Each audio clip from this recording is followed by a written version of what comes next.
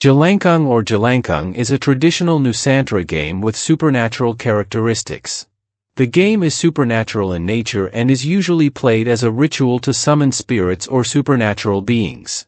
The medium used to summon spirits or supernatural beings in the game of Jelangkung is a ladle, usually made of a coconut shell, covered with clothing and with a wooden handle.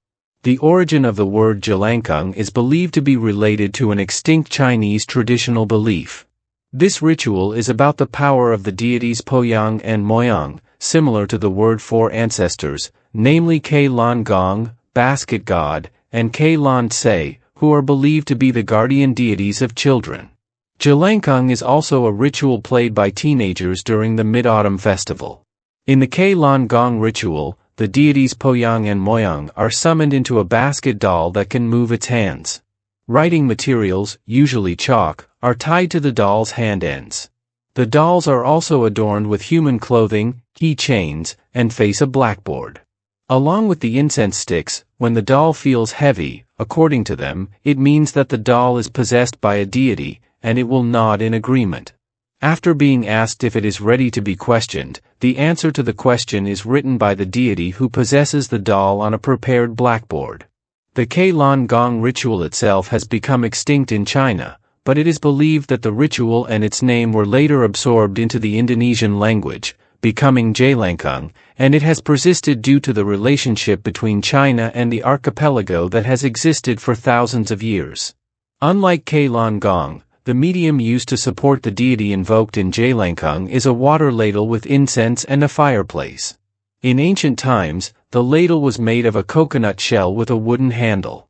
Therefore, in the development of the Jelangkung game in the archipelago, it is more known as a ritual to invoke the deity through a coconut shell head doll wearing clothes. It is still a children's game. This doll is held by two young children and is led by a shaman who invokes the deity with a spell. The answers to all questions are written on paper, board, or chalk. This ritual, which developed in Indonesia, began to be used in other ways besides games, such as searching for information about diagnoses and treatments by unusual doctors. In Java, the Jelangkung game is called Nini Thawang, or this game is not only known as a traditional children's game, but is also played in an attempt to maintain the safety of the village and prevent disasters.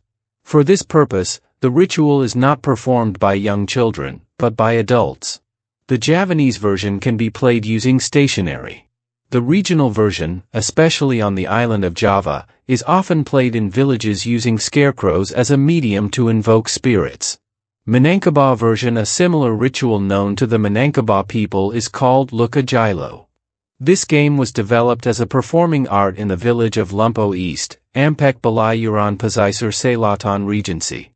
This performance is performed by a shaman or Luka Dukuan and 1 to 4 players who are responsible for holding the Luka. The Luka is a freshwater fishing tool made of woven bamboo shaped like a flower vase.